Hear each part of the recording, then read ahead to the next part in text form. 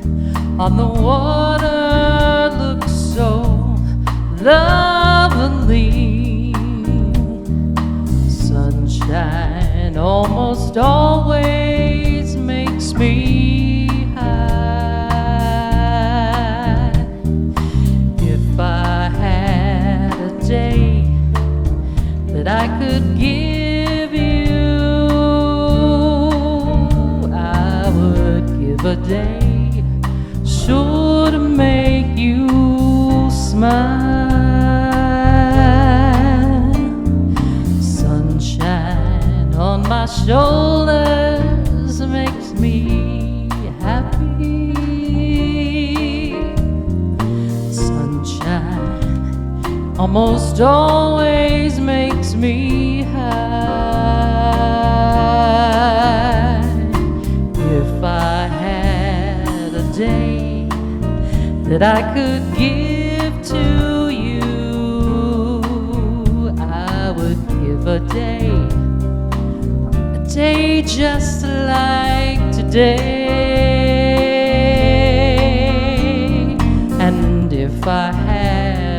song that I could sing for you, I would sing a song to make you feel this way. Sunshine, oh, sunshine. La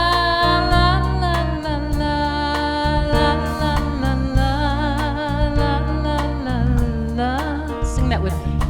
La la la la la la la la la la. You can keep singing that. Sunshine on my shoulders makes me happy. Oh, y'all are so good. Sunshine almost always makes me high. Sunshine on my shoulders makes me happy. Sunshine almost always makes me high.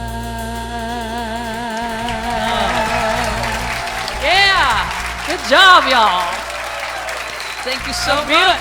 Please stand, everyone, as we sing together once more. This is our opening song.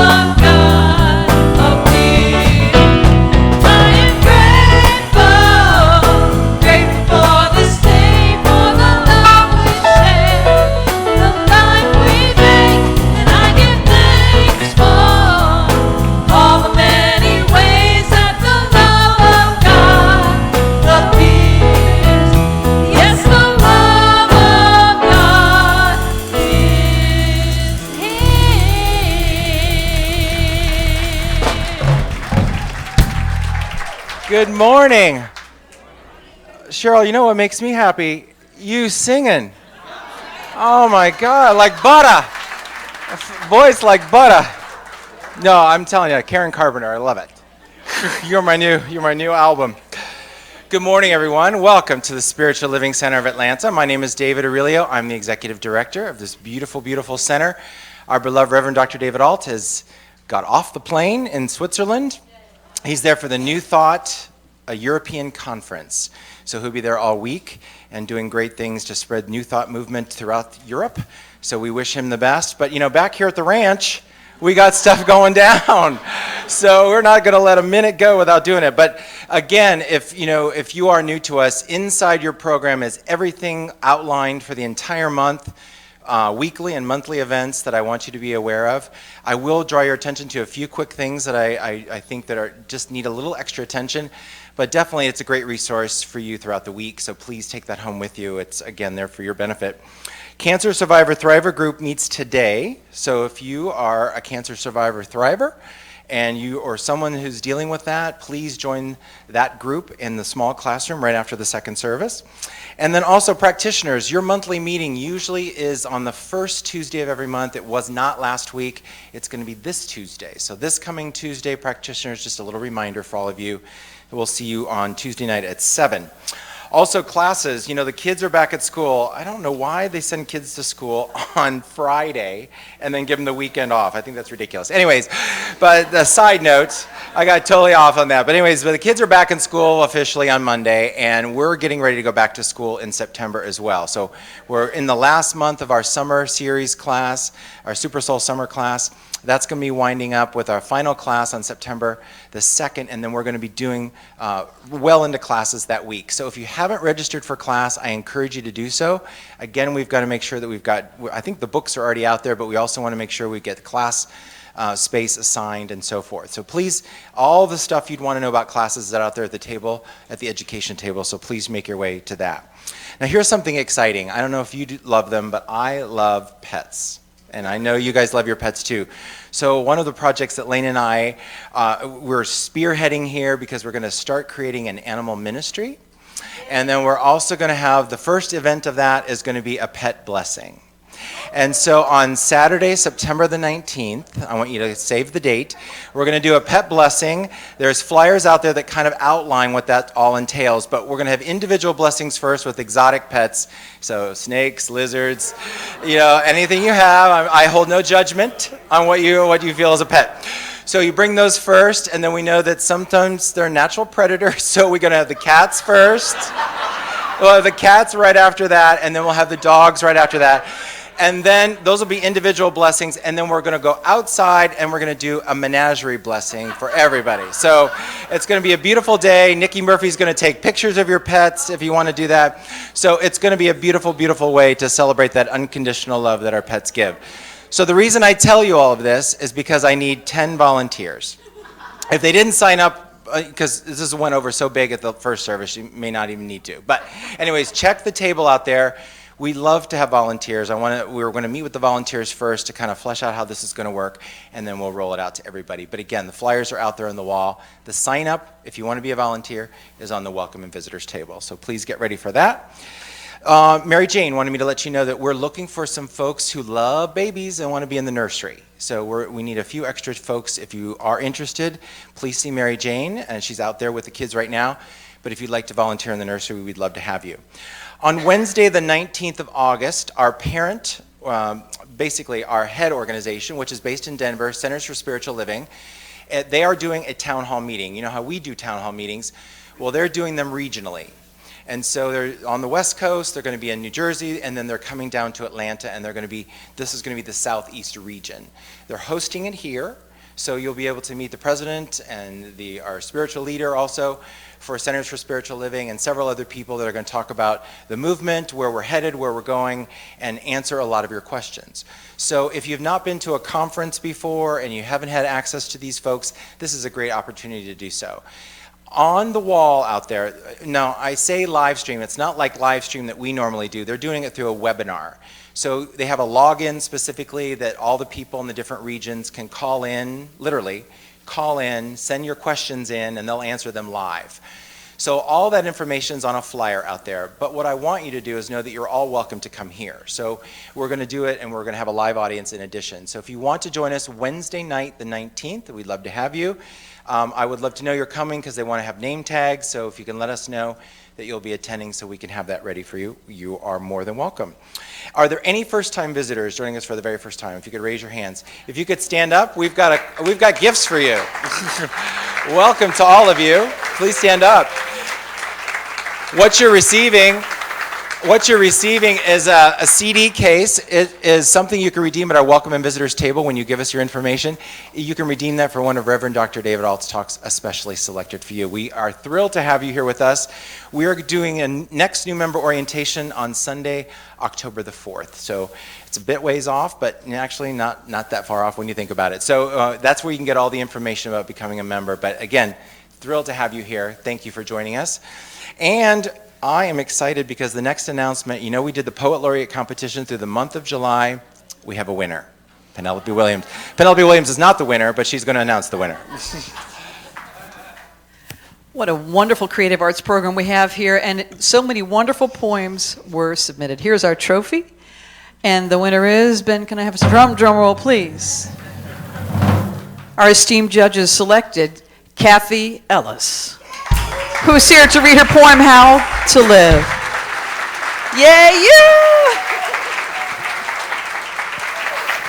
She's also a Master of Education, which is interesting, and her specialty is English as a second language. And she has a beautiful poem, and we're so happy to have you here with us.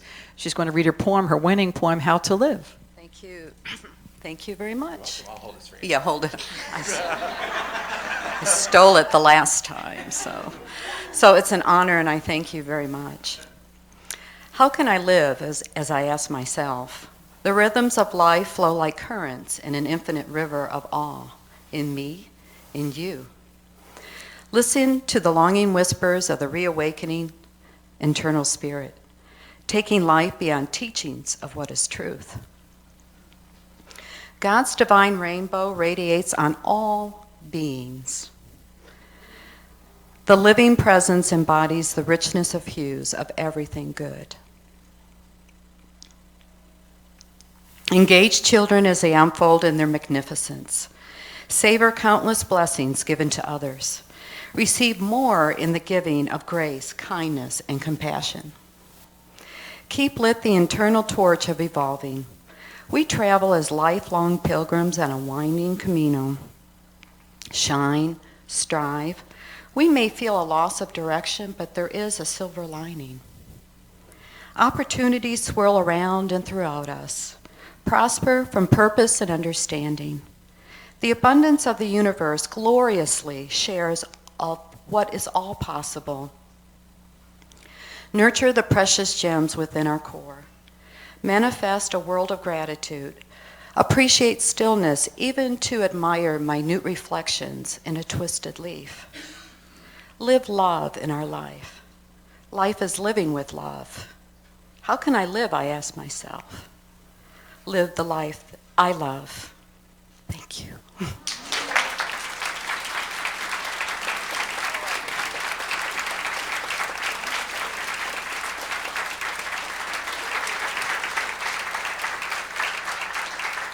That's a beautiful job, Kathy, and that's going to make a beautiful song because you know Penelope writes a song based on the winning poem. So thank you so much for that. Congratulations. Good luck with that. I can't wait to hear it. So get on it, Penelope. So, I want that out by the end of the service. Just kidding. Just kidding. Let's everybody stand if you join me now. If we look as we declare a declaration of principle for those joining us for the first time. That's inside your blue program in the middle of the first page. I believe in one God, one absolute power, and first cause to all things. I believe that this power is perfect love, and it creates out of a desire to express love. I believe all thought is creative, and how I choose to think creates my personal experience. I believe in the unity of all life, in the immortality of the individual soul forever unfolding. I believe in the eternal goodness, the eternal loving kindness, and the eternal givingness of God to all. Now if you'll join us in our monthly song, I'm Choosing Heaven Today.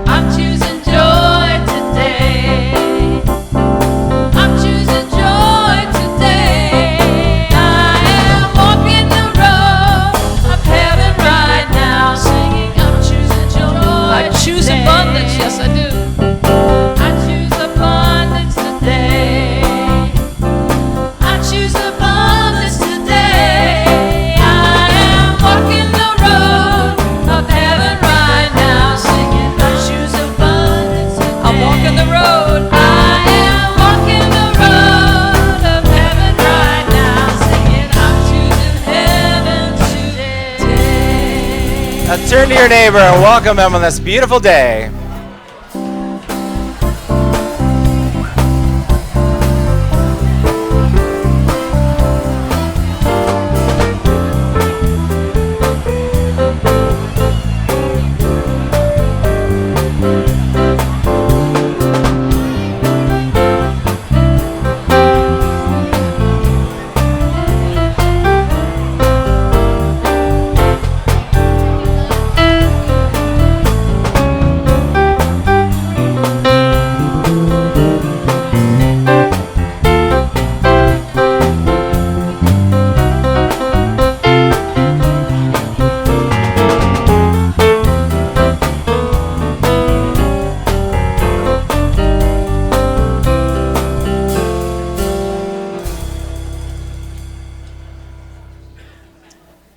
have a little confession. I love staying out here for the whole service. I'm going to tell David when he comes back, I'm not leaving after the announcements. I'm going to stay right up here with him. Just watch what he does. Too much fun. Anyways, as we get ready for affirmative prayer, please just put everything off your laps, both feet on the floor, and welcome one of our esteemed practitioners, Scott LaSalle. Hello, everybody. It is fun being here, right? It's awesome. Where else would you want to be on a Sunday? Well, in just a few moments, Laine Morgan's going to take the stage and all hell's going to break loose. So I thought I better ground us, just in case, if you know Laine. So just join me for a moment, would you? Perhaps close your eyes, get comfortable, whatever feels right for you to be in this moment with me. This sacred, this beautiful moment called now.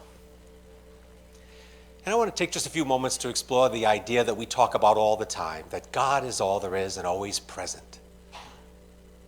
So let's take this moment now to realize that Spirit is in this room.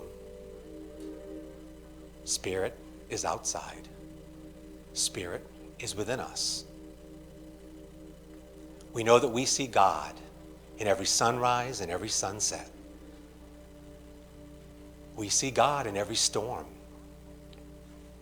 every raindrop, every snowflake. We even can see God in a natural disaster. Sometimes it's difficult for us, but our faith and our knowing is that this infinite light and love, because it's who we are, is always present in our lives. So whether you're healthy and your body is beaming with vibrance, or you appear to be struggling with a health condition, know that God is there in every cell of your body, in every fiber of your being. God is with us when we find that new job or we get that promotion. But know that God is there when we get laid off or even fired. There's always a door opening for us that's even better, even more aligned with our highest good. God is present when we meet that new love, when we go on that date, and we have that childlike wonder as we stare into the eyes of our new beloved. But my dear friends, God is also there when your heart seems to be breaking and when you need to say goodbye and experience a sense of completion in a relationship. Once again, knowing that there's something even more wonderful in store for you. So know with me that all is in divine order, always. There is only God in every situation. I am safe, you are safe, all is well in this world. Our lives are complete and perfect just as they are. And the world is conspiring in our favor this very moment. For me, for you, for each and every one of us. And so I know that I'm filled with peace, love, and joy in this moment, overflowing with gratitude, appreciation, and thanksgiving as I release these words, knowing that they're already done, spoken and demonstrating and manifesting in the mind of God. So walk into the light and experience this journey of life, of love, that we do in fact live. And so it is.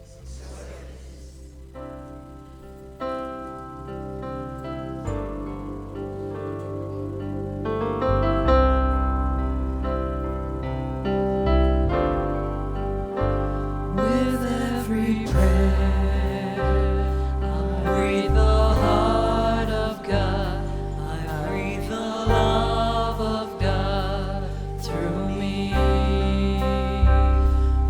every breath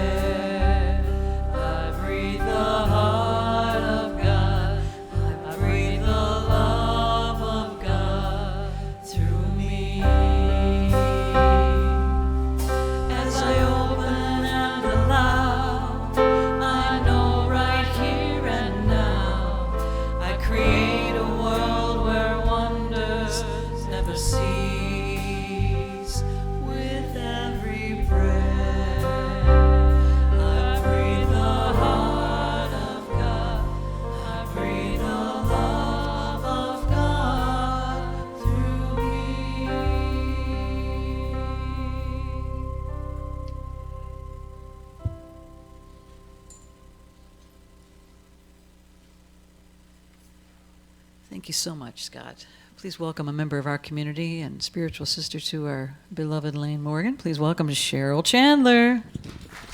Yes.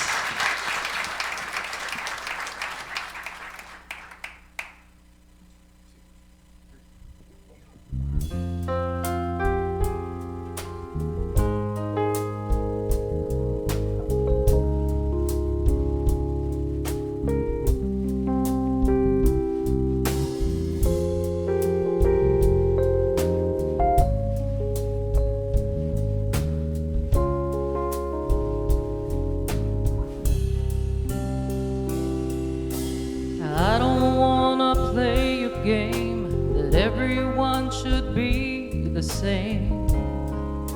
I know who I am. I don't need your philosophy. It isn't any use to me. I know where I stand in the ways of life and art. I trust the wisdom of my heart. I may stumble, I may fall, but I know that through it all, if to my own self I'm true, then I'm sure to make it through. Doesn't matter what you say, 'cause I know I'll be okay. I know who I am. I may not be your fantasy or what you think I'm supposed to be. Well, I understand.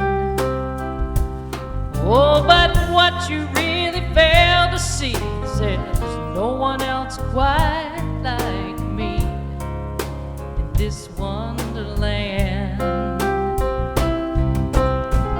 My luck begins with these two hands, 'cause nothing happens just by chance. I may stumble, I may fall, but I know that through it all, if to my own self I am true, then I'm sure to make it through. It doesn't matter what you say, 'cause I know I'll be okay. I know who I am. Well, I'm courageous, I am kind, a contradiction in your mind. My sexuality belongs to no one else but me. I believe that love's a choice. I trust the power in my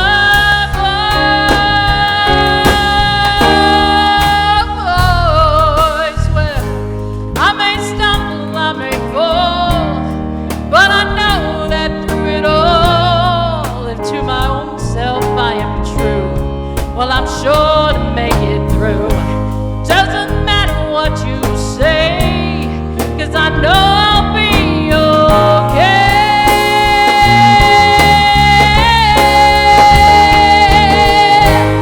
I may stumble, I may fall, but I know that through it all, to my own self I am true, then I'm sure to make it through. Doesn't matter what you say, 'cause I know I'll be okay. I know who I am. I know who I am. I know who I am.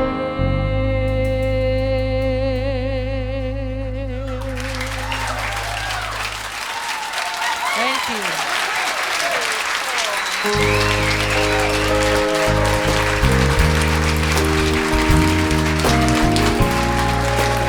Cheryl Chandler.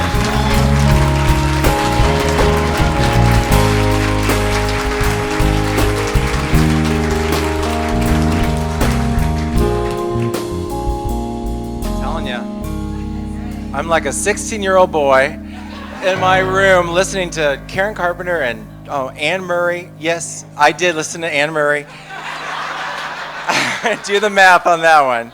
So yeah.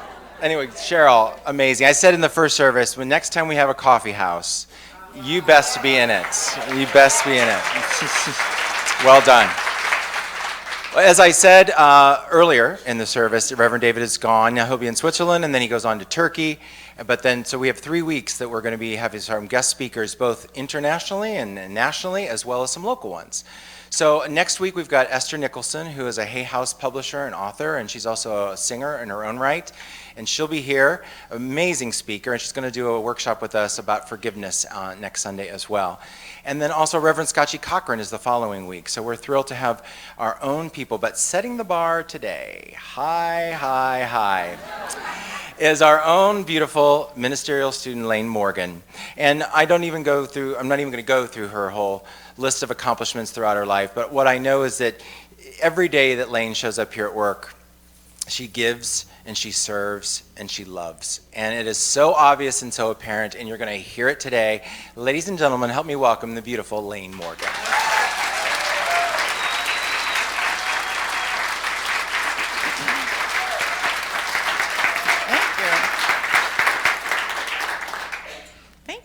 Thank you, and thank you, Cheryl. Wow. So, here we are. We're at the end of summer. Can you believe it? The kids are going back to school, as David mentioned. Again, that Friday thing, I'm not quite sure what that's about either. That's so strange. But it's been a hot summer, hasn't it? It's been hot as hell. It's been hot as hell. I have been wanting to talk to you guys about hell for weeks. For weeks. If this talk title on your program looks familiar, it's because I was supposed to do it Memorial Day weekend. But I ended up in the hospital for 6 days. And I joke that Spirit wanted me to have another experience of hell before I could speak with authority on the subject. And trust me, 6 days on morphine, yeah, that counts. It definitely counts. But I wanted to talk about hell because hell is a pervasive idea in our minds. It's a part of our culture. It's a part of our language. We have slang about it. And when you leave today, I'll give you all my best ones. But I really wanted to talk about it and explore it. And there's this story. There's a story about a Jewish rabbi and a Catholic priest and a New Thought minister. And they find themselves in hell, much to their surprise. There they are. They're sitting around trying to figure out what the hell happened. What happened? So they're sitting there, and the Jewish rabbi speaks first, and he said, "Guys, I am so surprised to find myself here. It must be that I was coveting my neighbor too much." That's what it was. And so that spurred the Catholic priest to speak up himself. And he says, "Really stunned to find myself here. Absolutely shocked. The only thing I can think of was all those impure thoughts I must have had."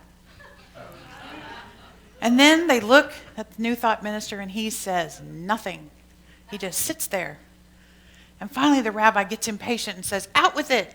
Out with it. Why are you here?" And the New Thought minister says, "Shh, I am affirming. I'm not here. This isn't hell, and I'm not hot."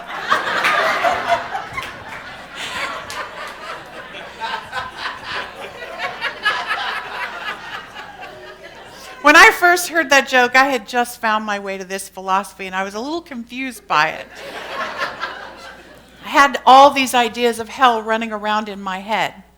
And I really didn't know what to do with the way this philosophy looks at the whole thing. But I know that I wasn't alone. By a show of hands, how many of you were taught that hell is a literal place? Look at the hands. Almost all of us were taught that hell was a place that you would go in the afterlife if you were bad, or you forgot to accept Christ as your Savior, or forgot to get baptized, or didn't ask for forgiveness at the right time. I know that's what I was taught. I actually had some pretty scary theology taught to me as a child. My father was a fundamentalist Pentecostal preacher. Woo is right. And there's this country song that says, he preached hell so hot that you could feel the heat. And that's the house I grew up in. I really, really had this very scary thing, and I think that I was just supposed to behave and do the right thing so that I could avoid this afterlife. And we had that idea we had to be saved to miss that as our afterlife experience. And we're not alone. A recent Gallup poll said that 70% of Americans believe in hell. There are different interpretations of this concept, but it's pervasive. And we were all taught about hell in school, actually. We read Dante's Divine Comedy. And in that novel, the author descends into hell and begins to experience pity for the men and women he finds there in filth and pain. And Virgil admonishes him and says, do not pity them. They're experiencing what they want, and they're barred from getting what they need. And it's a teaching of ultimate deprivation. And that's another thought about hell that we have, that deprivation of what we need. The Buddhists also teach, they don't teach about an afterlife, but they teach about this concept that we're all suffering because we're attached and we crave and we're attached to the things that we want. And we experience that in our lives when we say things like, I'm too busy, I work all the time, I can't find any time for myself. We find ourselves trapped in this hellish circle of chasing the things that we want.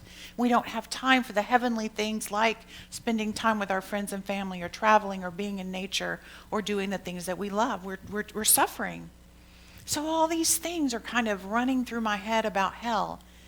And recently in a Beyond Limits class, I think it was Beyond Limits, I was talking about good and evil, and people were struggling with that concept, and I really got clear of what I believe hell is. Here's my understanding of hell. There's this narrow, acceptable band of a good life. Here's what a good life looks like. In a good life, a life that we can all agree is good, a baby is born into a loving family. They have two parents, usually and preferably a man and a woman in our society. But anyway, they're born into a family that welcomes them wholeheartedly. It's on perfect time, and they're very excited to have this baby. And this baby joins siblings that are so excited to have it and love it and nurture it, and they have great brothers and sisters, right? And then you go to school, and you get into school, and the learning comes easy, and there are no bullies in school, and it's all good. And you go on to high school, and you learn everything pretty much with ease. You might pick up a sport or a talent of some sort, and you move on through high school. And you get into the college of your choice, and you pick a major that supports you in a career that takes you far in life, and actually you end up retiring from that career. And along the way, you marry your sweetheart, your high school sweetheart, college sweetheart, some sweetheart. You marry them. You have children, beautiful, beautiful, healthy children, 2.5 of them. Never could understand the 0.5, but that 0.5 is healthy too, and happy and good and smart. And then you live for a long, long time married to the same person in the same job. You retire, and you die really old in your sleep.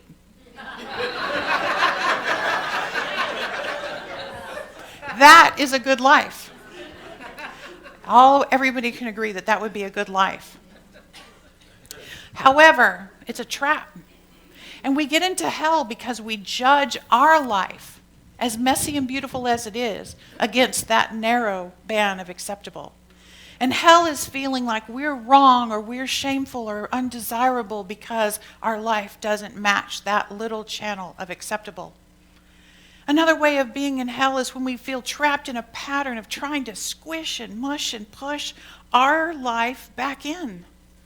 We're trying to find the right partner, the right spouse, the right job, the right pill, the right circumstance, so we'll be acceptable again and we'll look like this little pattern of acceptable.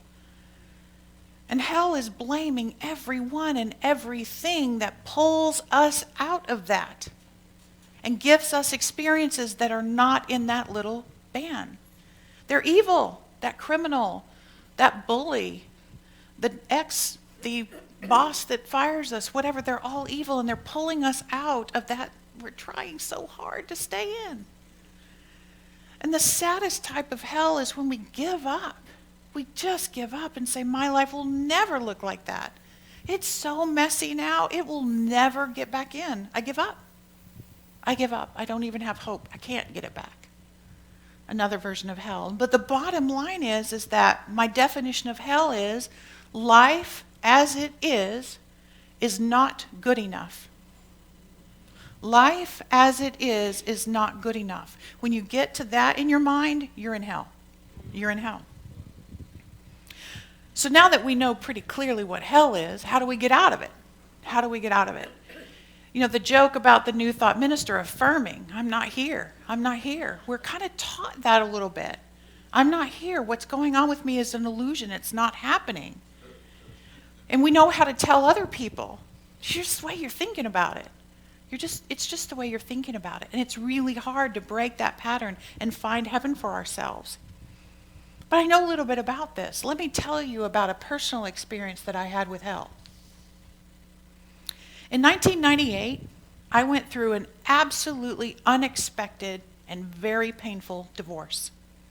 And I chose hell for 5 years. 5 years I chose hell over and over again.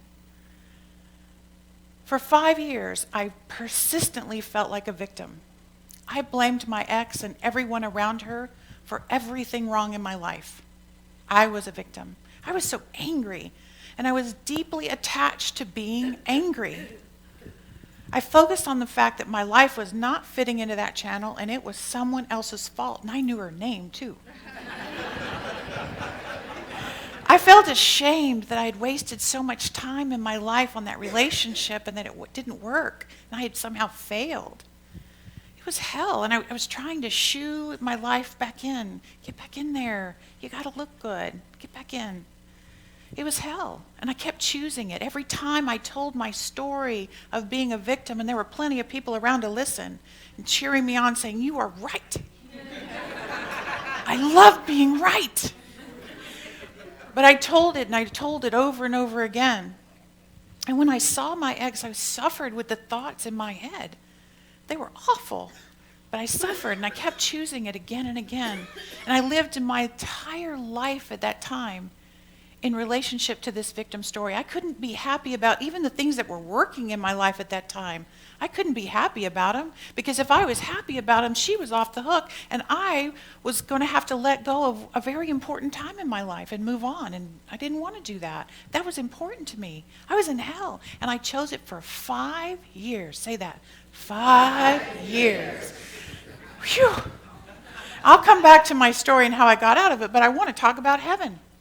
Now, I was also taught as a child that heaven is a literal place. You guys know this place. This is a good one. There's streets of gold, and we all have a pretty mansion, and chocolate. I made up that part, but there's chocolate. There is chocolate in heaven. But again, as a child, it was that emphasis that the afterlife was what was most important. This life, you just kind of hang on and get through it. We're dealing with the afterlife. So it's true. So I'm much more fully aligned with this science of mind philosophy that heaven and hell are a state of mind. Remember, I said that hell is when you say life as it is not enough. Heaven is when you can say life as it is more than enough. We can agree on that, but how do we get there? So there are 3 things that I want you to know about how to get to that perspective that life as it is more than enough. The first thing I want you to know is I want you to know who you are. I want you to know who you are. And who you are is a divine expression of the intelligence that created this entire universe. You are love. You are light. That's who you are.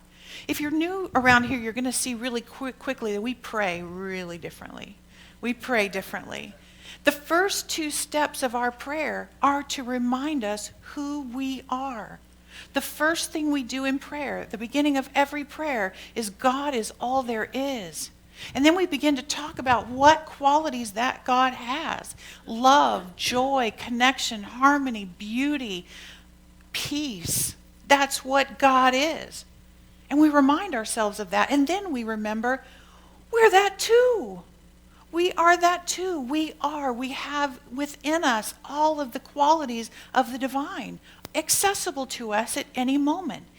Anywhere we go in life, God is there because we're there. It's all God.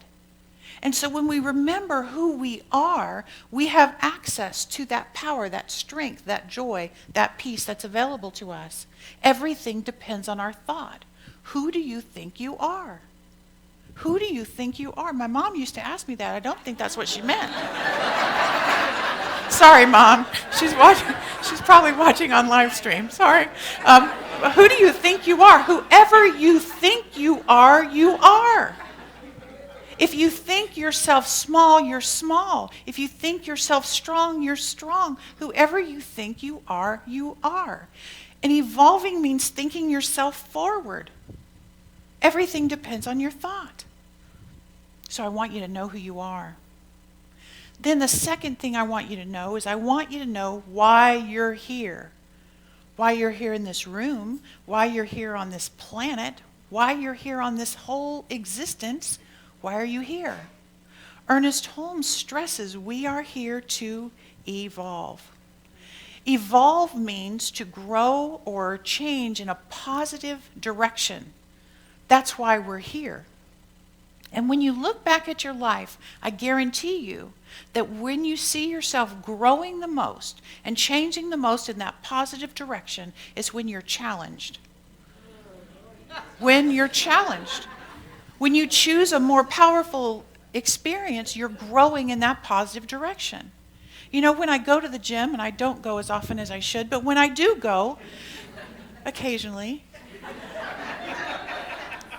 the trainer at the gym says you've got to stress those muscles to get them to grow. You have to literally break them down to get them to grow back stronger. Just as it is for our muscles, it is for us as human beings. In our times of stress and challenge, and when we break down, we grow. We grow back stronger. That's why we're here. We zipped into what I call a magic suit, this body. We came into this body to have human experiences. Human experiences are messy. They're juicy and messy and complicated and conflictual, and they challenge us. It's why we're here. I don't know one single person, not one, who has gone through that narrow channel of acceptable life. I don't know a single one. It's not why we're here. We're not here to slip and slide into home base, free and easy, greasy. That's not why we're here. We're here to evolve. You are on your own unique journey of evolving. Everything that comes into your life is all for your benefit. It's a big conspiracy. It's all for your benefit to grow you and to evolve you. And your rate of evolving depends, as I said, on your ability to think yourself forward. If you think yourself stuck, you're stuck. If you think yourself forward, you move into possibility and you evolve. I want you to know why you're here. Know who you are and know why you're here. And the third choice is know that heaven awaits your choice. You don't always get to choose exactly what's happening all around you, do we? We don't get to choose it all. But what do we have the choice of? Our thoughts, our attitude, our perspective. That's what we get to choose. So you have to know that heaven is your choice. You have to choose a perspective that is loving in every relationship. We zipped into this magic suit to be in relationship with other people. We're in relationship with the people we live with. We're in relationship with the people we work with. We're in relationship with each other.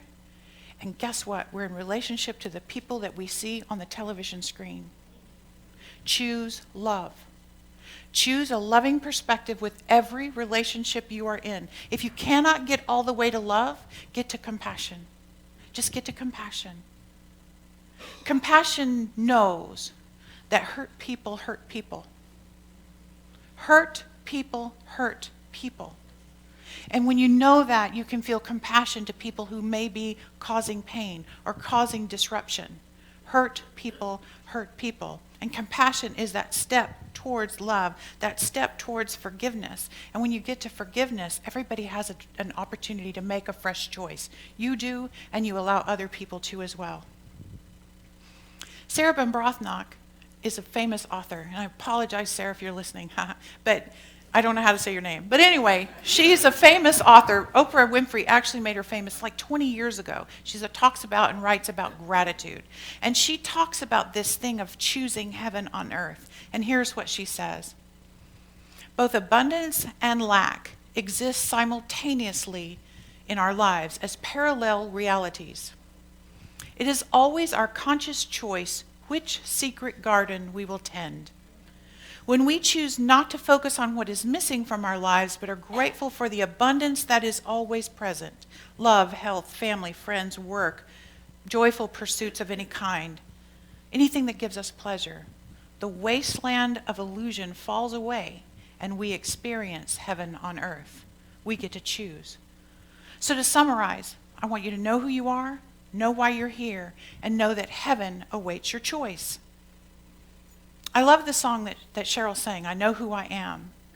I may stumble and I may fall, but I know that through it all, if to my own self I am true, I'm sure to make it through. I have to know who I am. I have to know who I am. And when I'm not myself, it gets pretty hellish. So that leads me back to my story. You left me there, didn't you? How did I get myself out of that personal hell of divorce? Well, 3.5 years later, after it happened, I found my first Center for Spiritual Living. And I found this philosophy. And for the first time ever in my adult life, I allowed the concept of God to break through into my consciousness, break through that crusty resistance to spirituality. And I had grown that resistance pretty heavy. It was hard for it to get in. It was the first time where I let it in. And I began to learn about those three things I just talked about. I began to first remember who I was. And I purposefully use the word remember because I think we come into this existence as children and we know exactly how divine we are. We know how magical life is. And it gets conditioned out of us. It gets taught out of us and we forget. We forget who we are. But I began to remember. And how did I remember? I surrounded myself with like-minded people. You see, I had to move from Atlanta to Seattle for a career move when I found the Center for Spiritual Living out there. And what had happened is I moved away from the audience I had for my victim story. Here in Atlanta, I could find lots of people that would listen. But that didn't fall too well on the audience at the Center for Spiritual Living in Seattle. That victim story didn't play very well. But that was my first step. Getting out of my story and away from the audience that fed that story. I changed the people around me.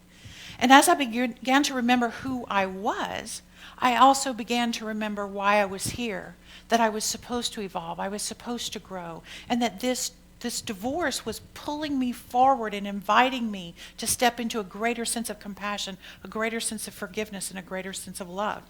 And I began to remember why I was here. And I did the work. I was committed to healing it. I was committed. I journaled.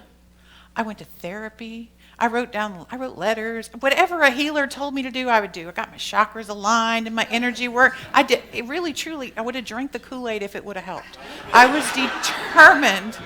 I was determined to heal. And eventually I grew to know that a heavenly perspective just awaited my choice. And I began to focus on gratitude.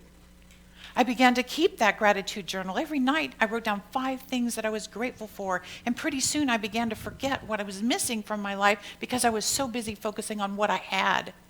What was working, what was a blessing. And eventually the anger faded into compassion. And today, 17 years later, my ex and I are friends. We co-parent our adult child who's in college, doing well. And occasionally we even work on professional projects together because I can appreciate who she is and who she isn't. I chose heaven. I'm so thankful that I moved from that hellish perspective to a more heavenly one. And I really invite you to join me today and let the hell in your life break loose. We all have circumstances and challenges that invite us forward to grow and to evolve. What circumstances are in your life that are calling you to remember who you are? What challenge do you have that wants you to know why you're here? That you're here to grow. This is your growth opportunity. What challenge is there for you? Where can you choose heaven today and choose compassion and gratitude? Where? I invite you to join me to break yourself free from the hell of trying to squish your life back in to somebody's idea of an acceptable one. Let it break loose from the borders of that and spill out into all the possibility. God is in everything. It is all heaven. And so it is.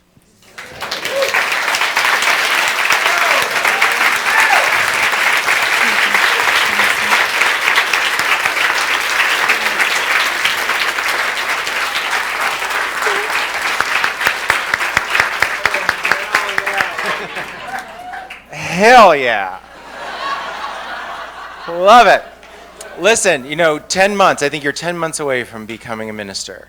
And, she deserves every bit of that applause. But let me tell you, 10 months doesn't matter. Ordination doesn't matter. Piece of paper don't matter. You're a minister. Good for you. Good for you. I love that. Love it. Now, if you please help me welcome our President of the Board of Trustees, Lee Valentine.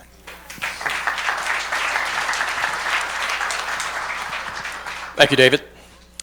So I'm going to do something a little bit different this afternoon. I'm going to talk about the virtual arm of the Spiritual Living Center of Atlanta, also referred to as SLCA Online. But before I do that, I want to share with you something that I personally am grateful for. I'm grateful to have found a spiritual philosophy that I can share with others without having to preach. So in other words, I can teach without having to preach. And one way that occurred to me, or one thing that happened to me recently that demonstrated that, one of my former coworkers, a lady from Romania, I haven't worked with her for several years, but we keep in touch mainly via text message and email. And she had sent me a text message a month or two ago, and I could tell something was going on. I said, hey, what's up? She said, I'm depressed and I'm upset. And I said, okay, that's fine, but you can only pick one. You can't be both. So you have to choose which one of those would make you happier, to be depressed or to be upset. And she said, what are you talking about? I'm miserable. And I said, well, any of those is a choice. I said, why would you choose to be miserable or depressed or upset rather than choosing to be happy, to be joyous, to be loving? And after a couple more text messages, it came through, and she said, because her nickname for me is Mr. President, not because I'm the president of the Board of Trustees, because she says I remind her of Obama. But she said, thank you, Mr. President. You always know what to say. So my response was, thank you, that'll be $75, and let me know when you're ready for another treatment. Now, any of you here who have been part of a leadership team, either in a corporate setting or perhaps with a nonprofit, so for example, on the board of one of those organizations, you've probably been through some sort of exercise, planning exercise, where you take the organization's mission or vision and you cascade it down to specific goals, objectives, strategies, programs, etc. And several months ago, the Board of Trustees here at SLCA, we met for a weekend retreat up in Highlands, North Carolina, and we went through a similar exercise. We started with the mission of SLCA, which hopefully you know is to reawaken all to their spiritual magnificence. We broke that down into two supporting goals, one for our local community and some of the programs that we offer here locally, and the other goal was our outreach. So some of our things that we do. For example, the work that Reverend David is doing now over in Europe. And included in that outreach is some of our online programs, including our live stream. And for those of us who live in the Atlanta metropolitan area, we are fortunate enough to be able to attend service here in person on Sundays. We can come to classes, we can come to workshops, seminars, those types of things when they're hosted here locally. But obviously we have many people in our global community, and I mean that literally, who do not have that opportunity. And I think the numbers bear out the need for that, for some of those virtual offerings. For example, in the month of July, we had 5,204 downloads of our SLCA podcast. And just last Thursday, Reverend David hosted a webinar, and because of some of our technical limitations, we could only accommodate 100 people. And there were about 50 people who tried to log in, but were not able to. And one of those 50 people was a teacher in South Africa who was going to share the webinar with his class. So I think all of those are just examples of how we have the opportunity to raise our vibration literally worldwide. And we are in the process of rebuilding our global presence and rebranding what used to be SLI, or Spiritual Living Institute, as SLCA Online. And that program, under the leadership and guidance of both Reverend David as well as Tracy Owens, you'll be hearing more about that in the coming weeks, both through our email blast, and I'm sure Tracy will be here to tell you more in person. But now the startup cost for SLCA Online, which includes, for example, our platform that we use to host the webinars and the classes, marketing for those programs, comes to about $25,000 between now and the end of the year, and that's $25,000 over and above our normal operating cost. And your Board of Trustees has been actively working to identify funding sources for that investment. But you, our members, our guests, those of you viewing on live stream today, you're a vital part of that solution. So would the other members of the board who are here today, would they come and join me, please? I think Tom and Vera are here. So I encourage you to join us, your Board of Trustees, in supporting this vital online expansion with your tithes and contributions. And with the rebranding of SLCA Online, we are poised to make a tremendous global impact with our broader community, and hopefully you will look upon that, as we do, as an investment, because we know it will pay dividends far and above the monetary cost. And with the recent rollout of text-to-give capability, making your donation and your tithes is even easier now than it has ever been. You can simply send a text message to 404-796-7030. And the first time you donate via text, you will have to go through a very short registration process through their secure site. But one of the great things about it is, if you have an account on Fellowship One, which is our member management system, which I hope all of you do, any contributions or donations you make through the text platform are automatically reflected in your Fellowship One account. Like I said, this is the grateful giving portion of our service, a unique opportunity for each week for you to demonstrate for yourself a practical application of the law of circulation. And in addition to being grateful for a philosophy that I can teach without having to preach, I'm also grateful to be part of a spiritual community that contributes to the spiritual awakening of people literally all across the globe. And one of the ways that we collectively will continue to accomplish this is through SLCA Online. And with your increased financial support starting today, this goal will be our reality. So if you open your programs and repeat with me your affirmation, or our affirmation for grateful giving. I live in a universe of abundance. As I freely and joyfully give, I join in the divine flow, and all that I share with life returns to me multiplied abundantly, and so it is. If the ushers would come forward, I'll turn it over to Penelope.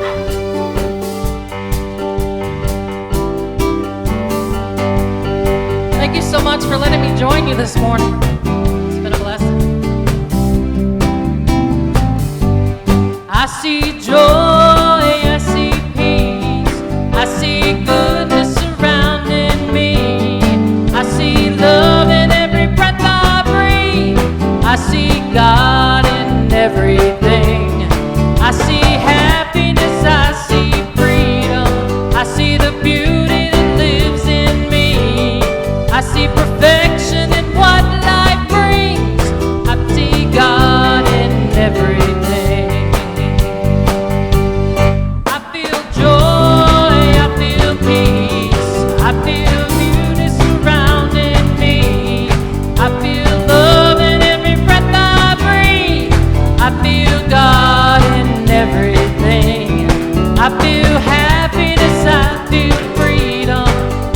the beauty that lives in me. I feel perfection in what life brings. I feel God in everything. I choose joy, I choose peace, I choose love surrounding me. I choose love in every breath I breathe. I choose God in everything. I choose happiness, I choose freedom. I choose the beauty that lives in me. I choose perfection in what life brings. I choose God in everything. I choose God in everything. Have a great Sunday, everybody. Thank you.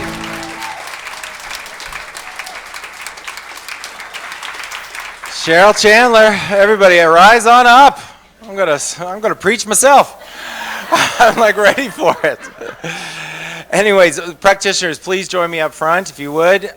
There's the practitioners line up here. Again, they will be here just so you can see who they are. At some point during our final song, they'll make their way upstairs. That's our new area for affirmative prayer, and you please seek them out if you want some time with them. It's a great opportunity to do so. So please join us in our final song, I Am So Blessed. Have a great day and a blessed week. I am so blessed. I am so blessed. I am so grateful for all that I have. I am so blessed. I am so blessed. I am so grateful. I am so blessed. I am so blessed. I am so blessed. I am so grateful for all that I have. I am so blessed. I am so blessed. I am so grateful. I am so blessed. Have a great weekend, everybody. We love you.